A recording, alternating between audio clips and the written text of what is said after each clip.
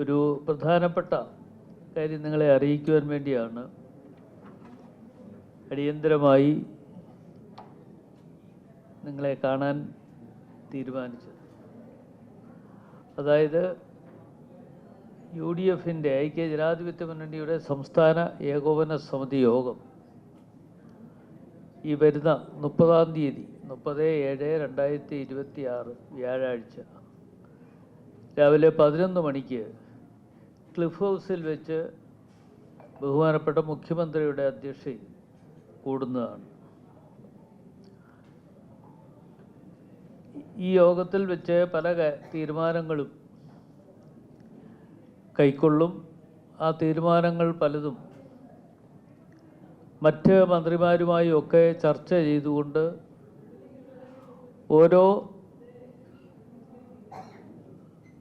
വകുപ്പുമായി ബന്ധപ്പെട്ടുകൊണ്ട് ഉള്ള കാര്യങ്ങൾ, കോർപ്പറേഷനാണെങ്കിലും അതുപോലെ തന്നെ ഓരോ വകുപ്പുമായി ബന്ധപ്പെട്ടുകൊണ്ട് അവരവരുടെ വകുപ്പിലുള്ള ഏതൊക്കെ കാര്യങ്ങളുണ്ട് എന്ന് മനസ്സിലാക്കിക്കൊണ്ട് അതിന് ചില തീരുമാനങ്ങൾ കൈക്കൊള്ളുക എന്നുള്ളതാണ് പ്രധാനമായി ഉദ്ദേശിച്ചിട്ടുള്ളത്.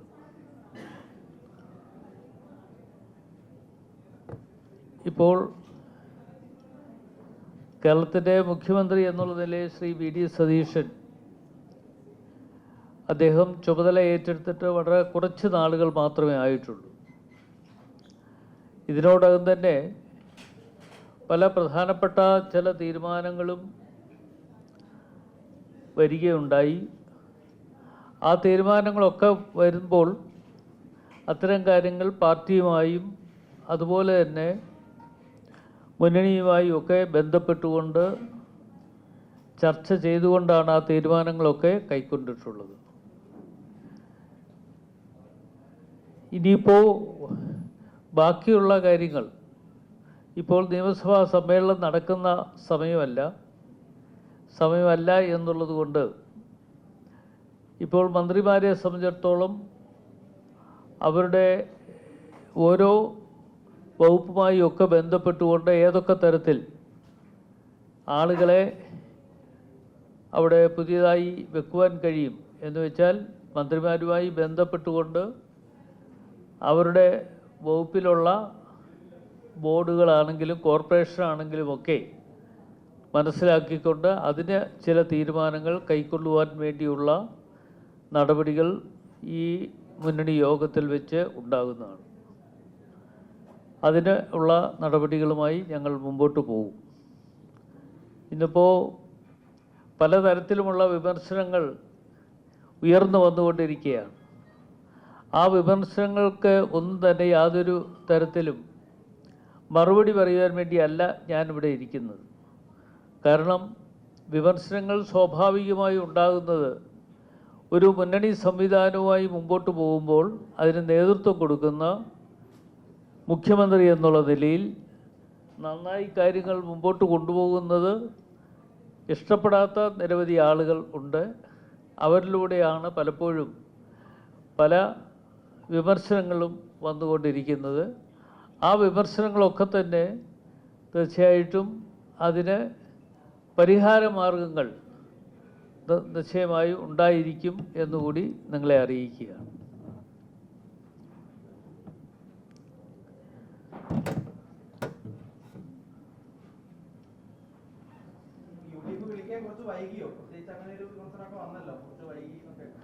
അല്ല, നിയമസഭാ സമ്മേളനം കഴിഞ്ഞത് ഇപ്പോൾ ഈ അടുത്ത സമയത്തല്ലേ. നിയമസഭാ സമ്മേളനം കഴിഞ്ഞു, ബഡ്ജറ്റ് അവതരിപ്പിക്കുന്ന തിരക്കിലായിരുന്നു അദ്ദേഹം. ആ ബഡ്ജറ്റ് അവതരിപ്പിച്ചതിന് ശേഷം പിന്നെ അധികം നാൾ എടുത്തിട്ടില്ല.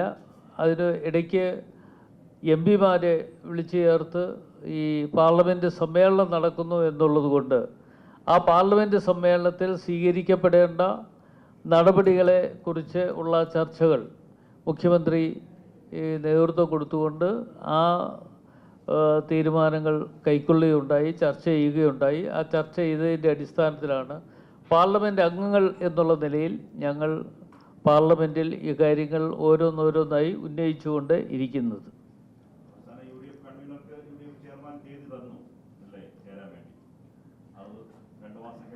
അല്ല, സ്വാഭാവികമായും ചെയർമാൻ എന്നുള്ള നിലയിൽ അദ്ദേഹം തരുന്ന തീയതി വെച്ചുകൊണ്ടാണ് ഞങ്ങൾ UDF കൂടാറുള്ളത്. നേരത്തെ ആണെങ്കിലും അത് തന്നെയായിരുന്നു. അതിപ്പോൾ പുതിയൊരു സംവിധാനമായി നിങ്ങളാരും വിമർശിക്കേണ്ട കാര്യമില്ല.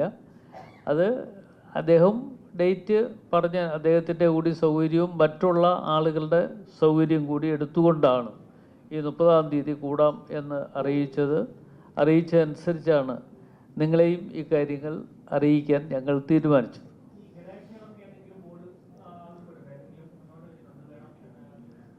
അല്ല, ഘടകകക്ഷികളെ സംബന്ധിച്ചിടത്തോളം സ്വാഭാവികമായും അവർക്ക് അവരുടേതായ ആവശ്യങ്ങൾ അവർക്ക് ഉന്നയിക്കാനുള്ള അവകാശമുണ്ട്. ആ അവകാശം ഉണ്ട് എന്ന് കണ്ടുകൊണ്ട് തന്നെയാണ് അതിന് ഏതൊക്കെ തരത്തിൽ ആരൊക്കെയാണ് എന്തൊക്കെയായിരിക്കണം എന്നതിനെക്കുറിച്ച് UDF ഒരു തീരുമാനം എടുക്കുകയും ആ UDF തീരുമാനം എടുക്കുന്നതനുസരിച്ച് UDF ഒറ്റക്കെട്ടായി ഞങ്ങൾ മുമ്പോട്ട് പോകും.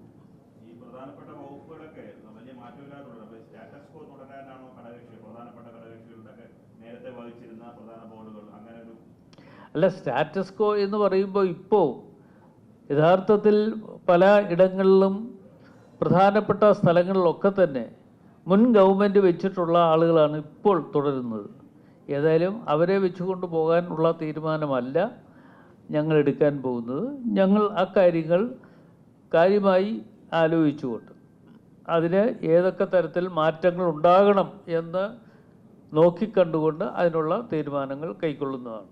മുൻപ് സർക്കാർ UDF സർക്കാരിന്റെ കാലത്ത് എടുത്തിരിക്കുന്ന ബോർഡ് കോർപ്പറേഷനിലുള്ള ആളുകളൊക്കെ ഉണ്ടാവുമല്ലോ, ആ സമയത്തുണ്ടായിരുന്ന സ്റ്റാറ്റസ് അതുണ്ടാവുമോ? ഇപ്പൊ അത് ആ പാരമ്പര്യം തുടരുമോ അതോ പുതിയ മാറ്റങ്ങളൊക്കെ ഉണ്ടാവാൻ സാധ്യതയുണ്ടോ ഈ ബോർഡ് കോർപ്പറേഷൻ സ്ഥാനങ്ങളിലൊക്കെ?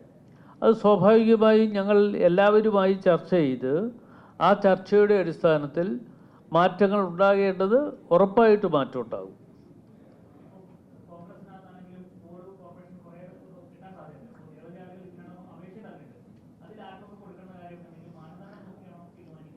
അല്ല, നിരവധി അപേക്ഷകൾ UDF കൺവീനർ എന്നുള്ള നിലയിൽ എൻ്റെ കൈവശം കിട്ടുന്ന അപേക്ഷകളെല്ലാം ഞങ്ങൾ അത് ചർച്ച ചെയ്യുന്നതിന് വേണ്ടി മാറ്റിവെച്ചിരിക്കുകയാണ്.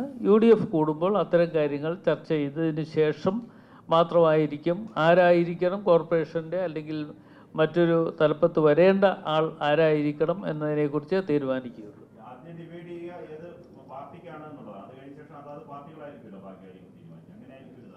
അത് തീർച്ചയായിട്ടും അങ്ങനെ തന്നെയായിരിക്കും. അതായത് പിന്നെ ഓരോ പാർട്ടിക്കും കൊടുക്കേണ്ടതായ ഏതൊക്കെ എന്ന് തീരുമാനം എടുത്തതിന് ശേഷം അതാത് പാർട്ടികളായിരിക്കും നിശ്ചയിച്ച് ഞങ്ങളുടെ പാർട്ടിയിൽ നിന്ന് ഇന്ന ആളിനെയാണ് വെക്കേണ്ടത് എന്ന് അവർ പറയുന്നതനുസരിച്ച് കാര്യങ്ങളുമായി മുമ്പോട്ട് പോകും.